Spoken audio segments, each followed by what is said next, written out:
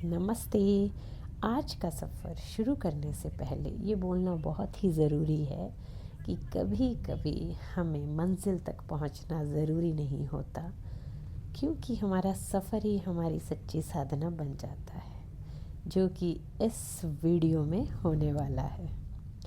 हम सुबह 11:30 बजे मैं, मेरी माताजी और मेरी बेटी निकले थे एक ऐसी जगह देखने जो कि मेरे अपकमिंग रिट्रीट के लिए शायद होने वाली है। पर नेविगेशन ने हमें 3.5 घंटे को 5.5 घंटे में बदल दिया।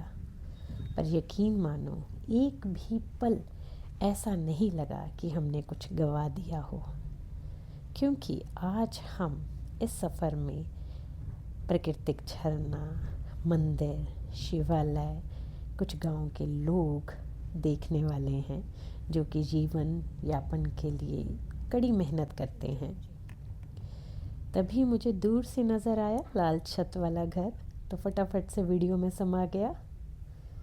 और इसी के साथ कार चलाते हुए मेरा वही स्वैग जिसे मैं हमेशा इस्तेमाल करती हूँ और कार चलाने का आनंद लेती हूँ।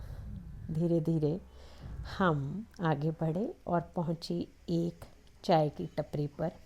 पहले तो इधर उधर देखा और फिर मेरी नज़र गई उन चिड़ियों के झुंड पर, जो कि मस्ती से शायद कुछ दाना चुग रही थी। इसी के साथ हमने चाय का आनंद लिया और फिर मैं पहुंची छोटे से एक शिवालय में, जहां पर हनुमान जी की मूर्ति रखी हुई थी। थोड़ी देर वहां पर बैठ के पूजा की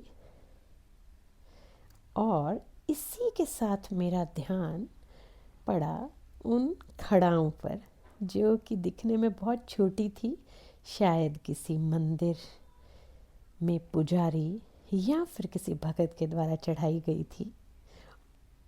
इतनी सुंदर खड़ाऊं देख के एक बार मन में आया कि इन्हें घर ले जाऊं, लेकिन नहीं, ऐसा नहीं हो सकता था, क्योंकि हनुमान जी की किसी भक्त या पंडित के द्वारा रखी गई फूलें थी।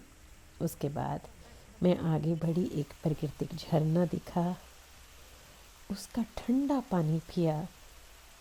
थोड़ी देर पानी के साथ मस्ती करने के बाद हमारी नज़र गई एक ऐसे आसमान पर जिसे भगवान ने अपने रंग से बनाया हो, खूब सुंदर चित्रकारी करी हो और सुंदर सुंदर बादल और कुछ भेड़ बकरियां चराते लोग, जीवन यापन के लिए मेहनत करते लोग। और ऐसे ही आगे बढ़ते हुए हम एक मंदिर की तरफ पहुँचे। ये मंदिर एक भगवती माँ का मंदिर है, जो कि सड़क से 700 या 800 मीटर की दूरी पर है। धीरे धीरे चलते हुए हम आगे की तरफ बढ़ रहे हैं और मंदिर के प्रांगण में पहुंच चुके हैं। थोड़ी देर बैठने के बाद यहाँ पर मैंने फिर से अपना मूल मंत्र का जाप किया, जो कि मेरे हृदय के बहुत ही पास है और हम अपनी योगा की क्लास में रोज इसका उच्चारण करते हैं।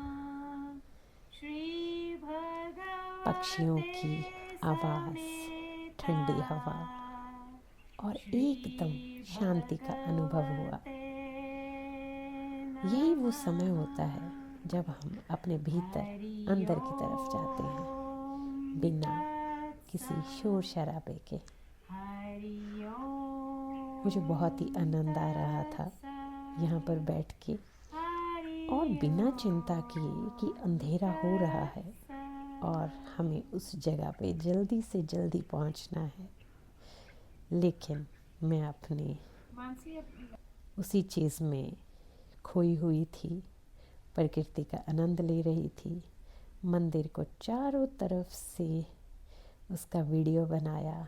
मेरी बेटी ने जल्दी से अपने कैमरे में सारी चीज़ें कैद कर ली और मुझे बोला कि जल्दी चलो, नहीं तो अंधेरा हो जाएगा। उसकी बात मानना भी ज़रूरी था, क्योंकि हो सकता है कि मेरा कोई इंतज़ार कर रहा हो।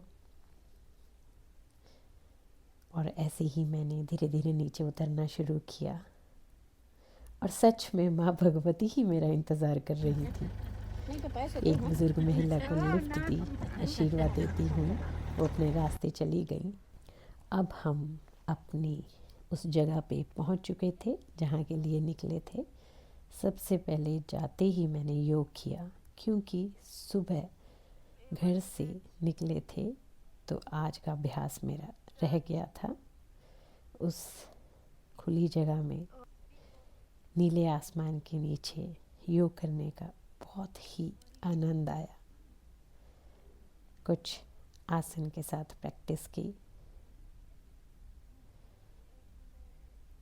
और ताज़ी हवा का आनंद लिया और फिर आराम से बैठ के उस आसमान को निहारा जो कि सुर्ख गुलाबी हो गया था। थोड़ी देर आराम करने के बाद हम फिर से अपने घर वापसी के सफ़र के लिए निकल गए।